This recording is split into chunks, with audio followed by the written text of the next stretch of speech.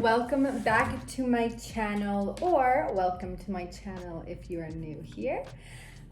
Today's video is going to be some like sensory activities and stuff.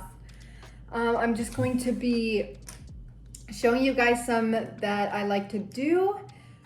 We have done a couple are newer.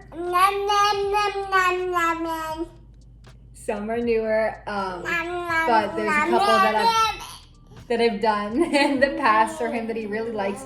Most of them are taste safe, even though he's a little bit older now. He's not putting everything in his mouth. He still likes to eat a lot of things. So most of them are taste safe. There's one that's probably, there's for sure one that isn't safe. Taste safe, but if you monitor it, should be all good. Or just take it as inspiration. There will be a taste safe alternative. I just don't have those ingredients on hand. But yeah, let's get right into it. Starting things off with this edible yogurt paint, and this probably doesn't need instructions. It's fairly straightforward, but I do it very often.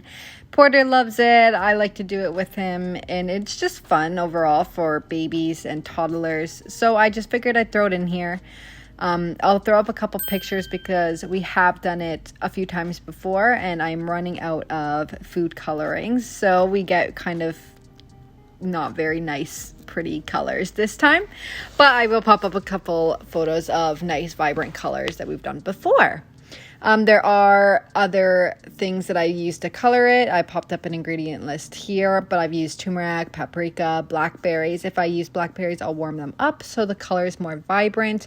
There's a lot of things you can do or use in your house to substitute the food coloring dye.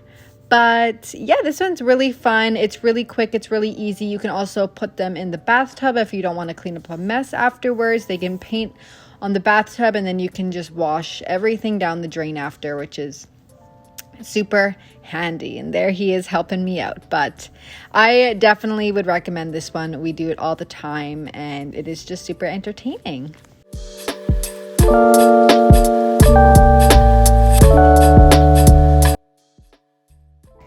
Next up, we have this taste safe Play-Doh, and this one was really fun. I kept it just stored away in a little container, and I'm gonna just try to reuse it as much as possible until it gets gross or, I don't know, starts to smell. I'm not sure how long it'll last. I'll keep you guys posted, but this one was cornstarch, water, and instant pudding. I'm sure there's other variations you can do of a taste safe Play-Doh, but this one really had a Play-Doh-like consistency. And the pudding made it this yellow color, so I didn't add any food dye to it, just to keep the dye minimal.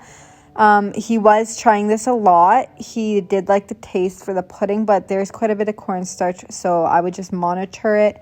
It's okay to try it here or there, but I probably wouldn't recommend eating the whole thing. But it was still really fun, and we'll be making this a lot more time. So I just added it in. I put in the instant pudding, the water, and then just slowly added more cornstarch or a little bit more water just to get the consistency I wanted. And this is what we ended up with. And it's just like the perfect taste safe Play-Doh.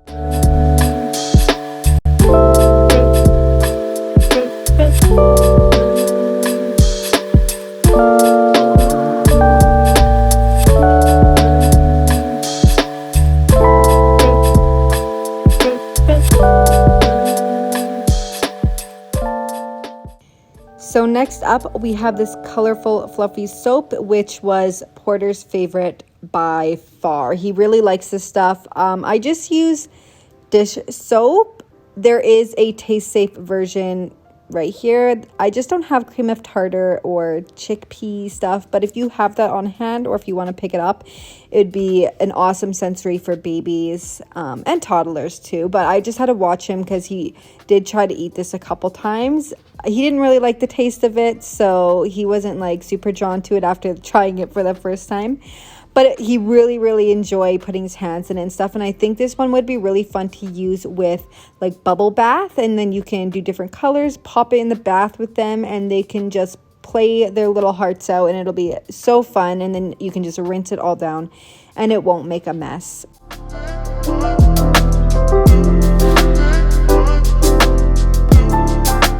So next up we have this like sensory baggie. This one for me was kind of a fail, but I figured I'd throw it in. Not everything goes to plan. So it was supposed to be kind of like an oil, water, color mixture that they can play with.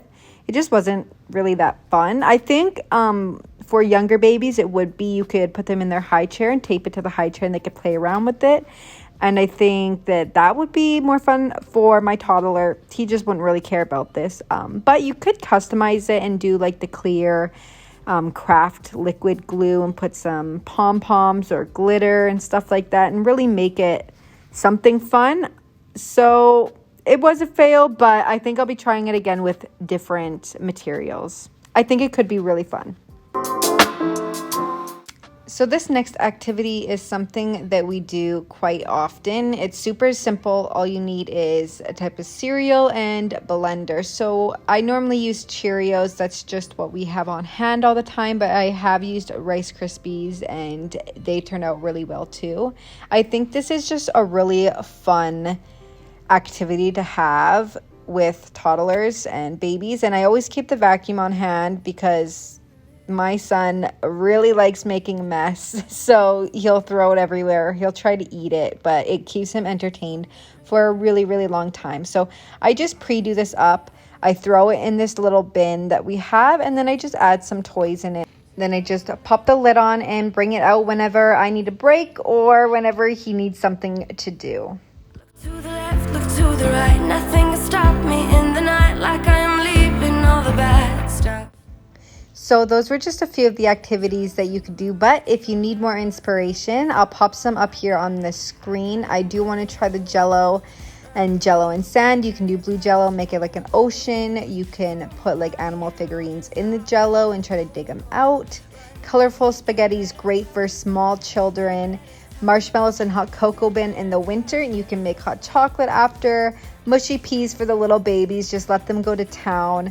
Pudding and utensils, pudding and like animals, sponges and water. There's so many things that you can do, and I got a lot of my inspiration off Pinterest, so head over there and check it out, and you'll be surprised to see how much taste safe sensory activities you can do with your little ones. Anyways, I hope you guys enjoyed this video. If you did, please like it, please subscribe.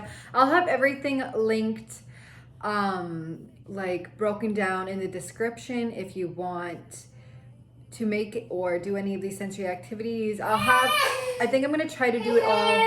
I'm gonna try to do it all under Amazon. I feel like that's just like a normal that a lot of people have, and I think it's easier if I just link everything and you can click it, or a lot of the things you can get at your local grocery store and stuff. Hey, get out of there. But yeah, if you please subscribe. It honestly helps so much my small channel grow. And I want it to grow. Anyways, I will see you guys in my next video. Bye, guys.